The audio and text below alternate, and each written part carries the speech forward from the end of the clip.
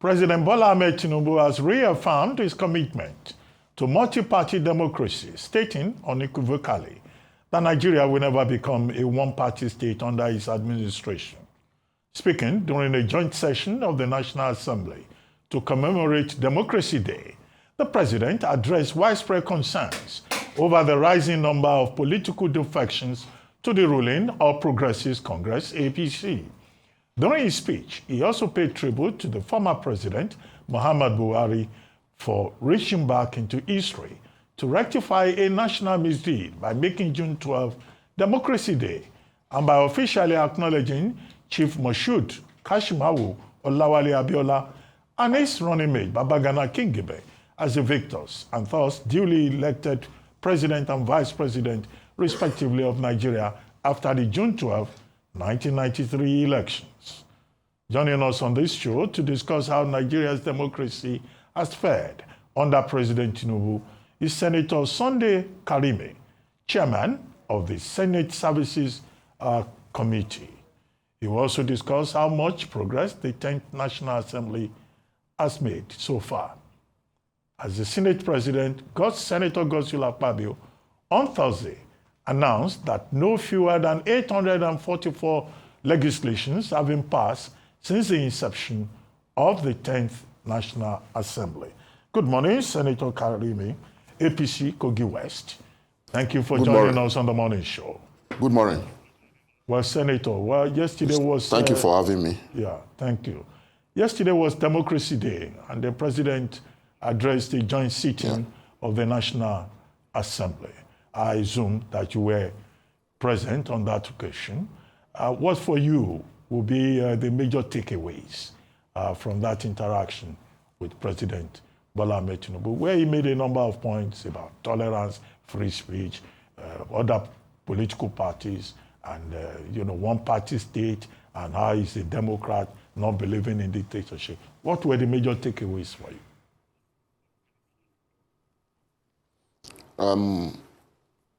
Yesterday was a celebration of democracy in Nigeria. We saw Mr. President giving national awards, posthumous national awards to some heroes of democracy that passed away.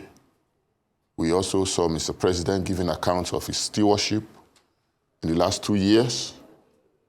And it's been a journey that has been tough, but focused. We know we have a president that is focused.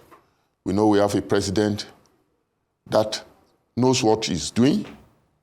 The fact that we have a chartered accountant running our economy now is a thing of pride. Sometimes you take decisions that might seem harsh and difficult, but the long-term effect will be beneficiary to our economy. We know when he took off, he took certain decisions. Like from day one, he said, subsidy is gone. And he also took a decision about having a singular exchange rate. You see, subsidy has been a source of leakage to our economy, a source of wastage where people have stolen Nigerian resources. And a lot of Nigerians, they've made money through criminalities in the name of subsidy. A president to come from day one and stop such a thing is an unprecedented decision. Yes, some of those decisions, they are harsh on our economy. It led to the high cost, increase in the cost of living for common Nigerians. But at the end of the day, Nigerians, we understand it by and by that those decisions, they are good for our future, and President Bola Ahmed Tinubu took those decisions because of his interest in improving the economy of this nation. Look at the singular exchange rate. The exchange rate has been a source of wastage. People have made monies through multiple exchange rates. They will get exchange rate at dollar at certain rate, and they will just go to the market, round trip, and sell at dubious rate. No nation that is focused that will continue to do that. Thank God we have a president that is focused, and at the end of the day, he's doing well, and Nigeria will be better for it. Okay. Well, the opposition, of course, have reacted to the president's address yesterday, especially, of course, the portion of the address that spoke directly to the opposition, where he said that he was observing their disarray with pleasure. Now, the national chairman of the Africa Democratic Party, the ADC, has commented, and I want to quote him. He said, as the leader of the nation, he should be a father to all, not someone who celebrates the collapse of the opposition. Some are saying it's unbecoming of a statesman to taunt the opposition and to not to pass across a unifying message. What are your thoughts on the president expressing his pleasure that the opposition is in disarray? Some are saying it seems to contradict the message that says he is against a one-party state. Thank you. You see, politics is a race, and it's a game for those that are ready for it. It is not the responsibility of President Bola Ahmed Tinubu to organize other parties. If other parties are disorganized, so is that his business? No. If they are disorganized, then they are not ready to govern Nigeria. And when you talk of one-party state, my dear, our constitution is very clear in section 14. Freedom of speech, freedom of association. So if you like, Freedom of expression, you can go and join up with a party that is sinking. Section 39. Yes. Freedom of association, freedom of speech. If you like, you go and join up with some group of people that are disorganized, and you continue to sink with them. Okay, sir. But Senator, if you like, you can follow somebody that knows the road. Okay, Senator, my question was, is it correct? Let me just land. Sure. Let me just land, please. What I said, those other parties, they have their right to remain in the party. You know, they're also trying to form coalition against the government of Tinubu so that they can take power from him. So if they are trying to bring themselves together and others are trying to join APC, what has President Tinubu done wrongly? Is it? Nothing. He's trying to strengthen APC. Trying to strengthen APC doesn't mean that he's trying to turn Nigeria to a one-party state. Okay, sir. Do you want him to be working for those other parties? No. So my question was, is it correct for the president... my question was, sir, is it correct for the president to use the occasion of Democracy Day to taunt the opposition? If you use the word taunting the opposition, I will not agree with you. A lot has been said about that he's trying to turn Nigeria to a one-party state. He used that occasion to renounce that statement. That is not true. That was what he did, not taunting the opposition. Opposition has been saying a lot that he's trying to turn Nigeria to a one-party state. But he said no, that he's a Democrat. He's not turning Nigeria to a one-party state. But not turning to Nigeria to a one-party state doesn't mean that he will start organizing those other parties for them. No. Okay. Senator Karimi, a couple of things. In reaction to the speech, this is what Peter Obi, presidential candidate of the Labour Party, said. He said, President has made over 30 international trips, spending nearly 150 days abroad, that he should tour the 36 states and dedicate just 2 days to each tour. That will make 72 days for you to do so, less than half of the time you've spent in areas abroad. He also went ahead to... Hang on a minute, let me finish, please. I beg you. He also said on May 29, 2023, yes, GDP stood at $364 billion. Today, it has declined to $188 billion.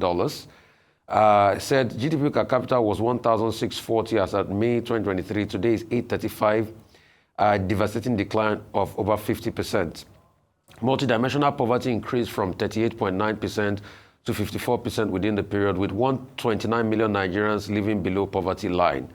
World Bank reported that recently 75% of Nigerians in rural area now live in poverty. Today, there are 18.3 million Nigerian children out of school. Students are now writing WAEC and other national exams in the dark. What's it called? National Primary Healthcare Development Agency decried that less than 20% of the 30,000 healthcare centers across the country are fully functional. Is that democracy with all of these failures like Peter Obi has stated? You see, those figures which you gave from Peter Obi, I doubt those figures, but just to tell you something. Do you have your own figures that you want to give to counter? Do you have your own figures that you want to give to counter if you doubt of Peter Obi? Can you listen to... Go ahead. Can you listen to me, please, sir? When the president took over, he inherited an economy in a very bad state. Let me remind you, we got to a situation that we were using ways and means, printing naira to sustain the economy. That was the situation that Nigeria was when President Tinubu took over. We couldn't provide for ourselves. We couldn't provide to run our economy. We had to be printing naira. But when he came to power, he stopped. He took drastic decisions.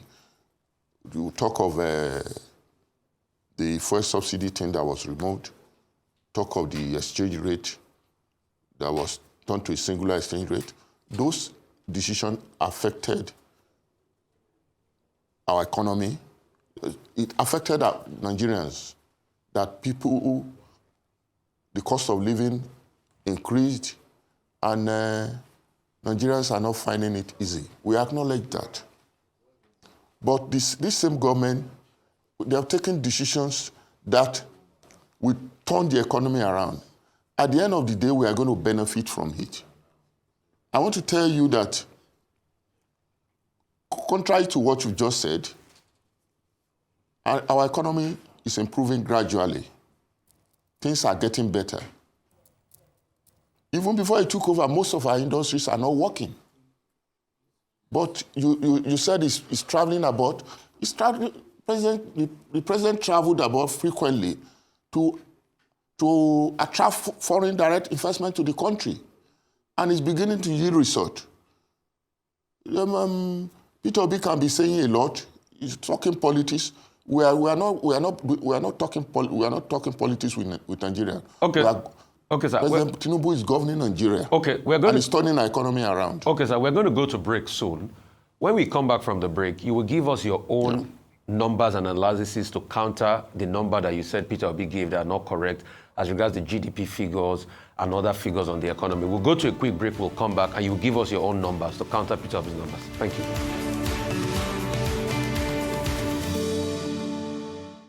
All right, welcome back. You're still watching The Morning Show here on Arise News. We are in conversation with Senator Sunday Karimi, Chairman of the Senate Services Committee. We'd also like to welcome to the panel Senator Titus Zam, who is the Chairman of the North Central Development Commission. And welcome. Good morning, sir, and welcome to today's discussion.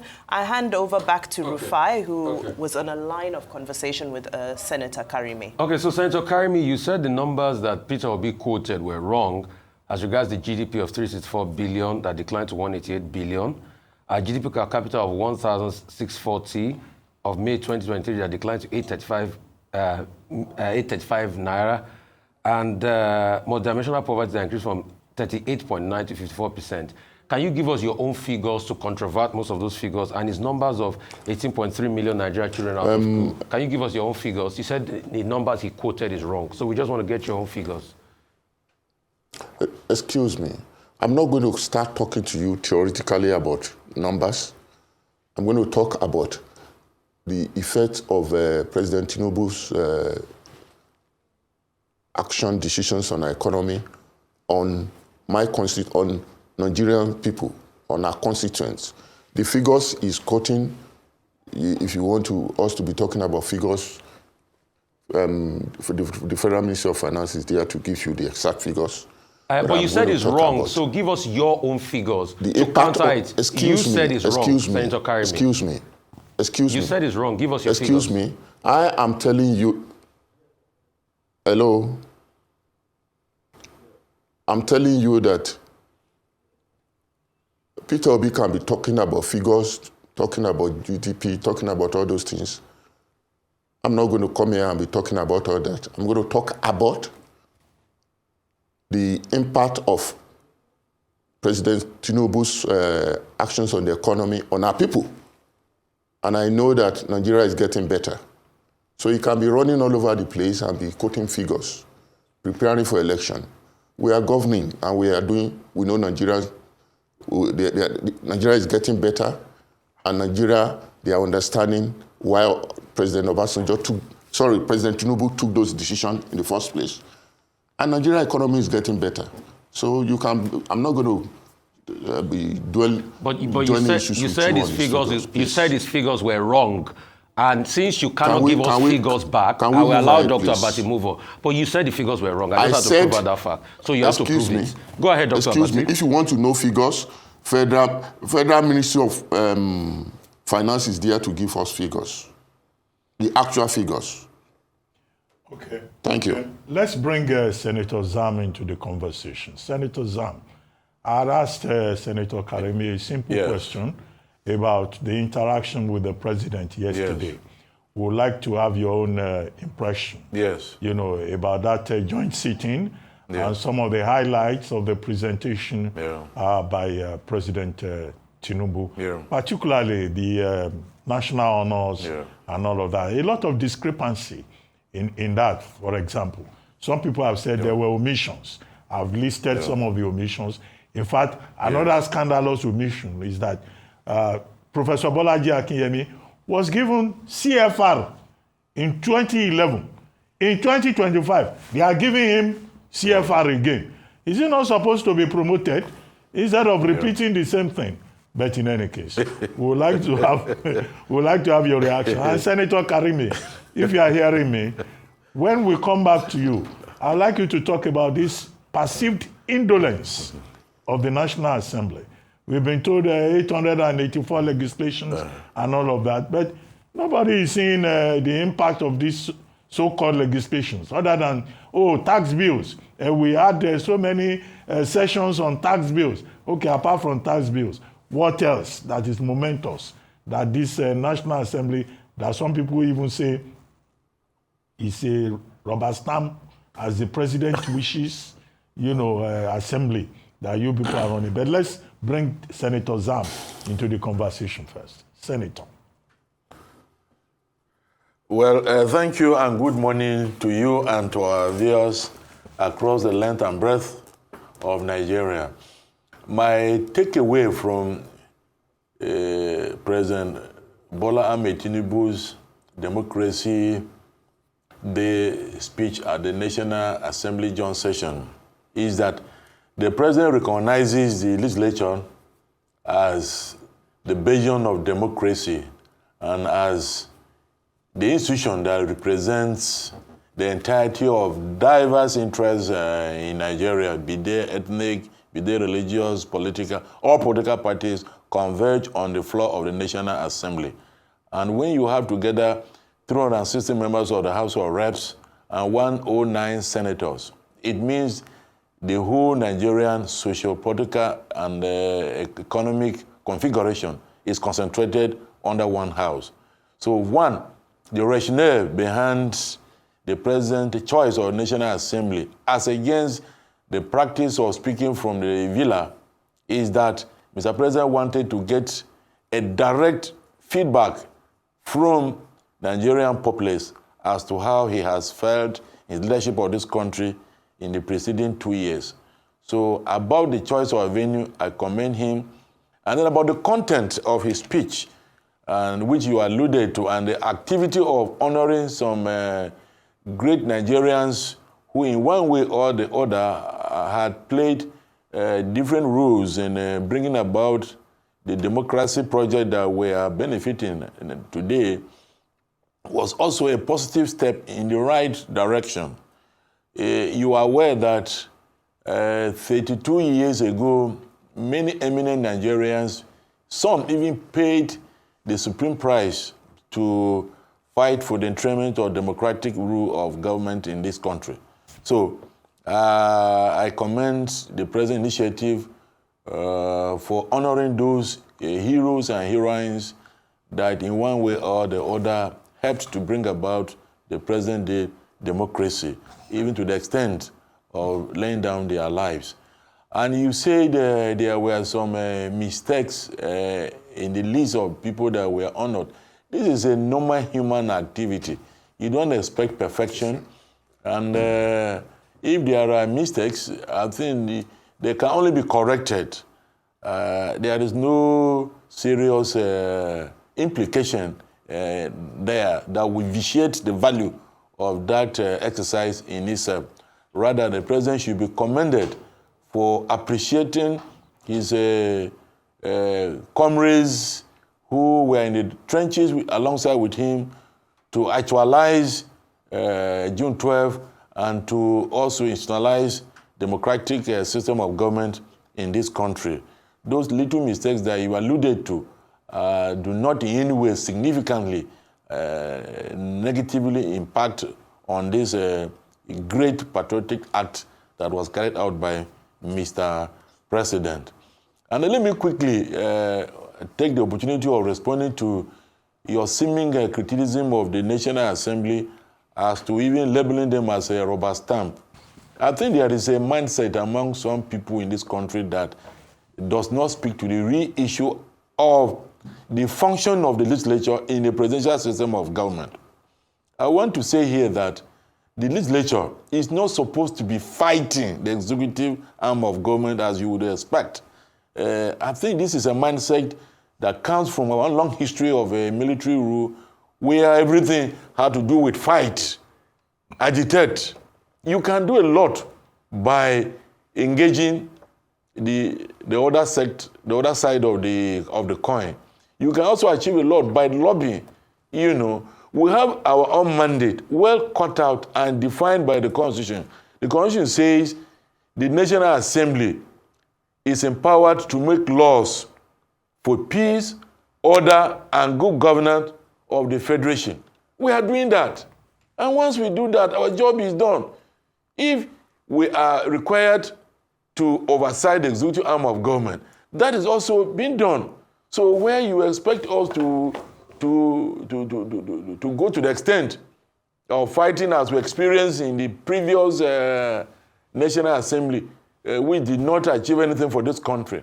I think you should assess us on the basis of the number of bills that have been passed, on our own oversight capabilities, and how we are able to impact to our various constituencies in the Federation, and not to expect us to be fighting Mr. President or executive branch of government, as it were. Okay. Remember that the National Assembly, ab initio, is populated largely by members of one political party. And so you don't expect us to be fighting ourselves. Okay, we are all in government. Whether we're in the executive or we're in the legislature, amount to the same government. Thank you. Okay, Senator. Unfortunately, we seem to have run out of time. Trust what my colleagues. Okay, Senator Karimi, in less than a minute, please. Yeah. Okay. Quickly. Talking about the achievement of the 10th Senate, we have done a lot for our country. Let me just give you some brief analysis of what we have done. One, we passed the new national wage bill into law to at least ameliorate the suffering of our people.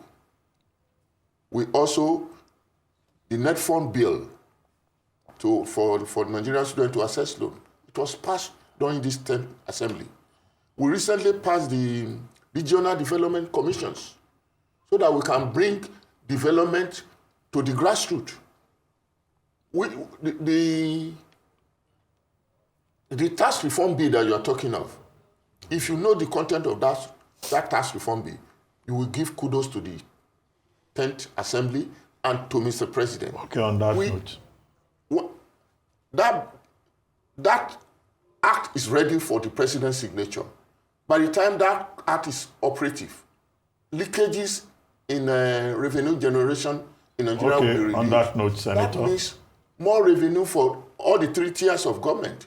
Okay. So we are doing a lot for our people. Okay, on that note, Senator. The Regional Development Commission will bring development to the grassroots. Thank you. Okay, on that note, Senator, let's say this is some gap between perception and reality, between what you are doing and what the people seem to perceive the National Assembly to be doing. But before we go, Engineer Yabagi Sani. The people are not only in Arise TV. When you talk about the people, well, I'm trying to wrap also up, subjective. Senator. It depends on the corner of the country you are speaking from. Okay. When you are speaking at Arise TV, it does not reflect the generality of Nigerians, sir. Okay, Senator, don't worry. You don't need to be defensive. Talking about the perception of our people. No, we've run out of time. We've run out of time. Engineer Yabagi Sani, National Chairman of the Action Democratic Party, sent in a correction to say he was the one that said President Tinubu yesterday was celebrating crisis in the opposition party. Engineer Yabagi Sani, National Chairman, ADP.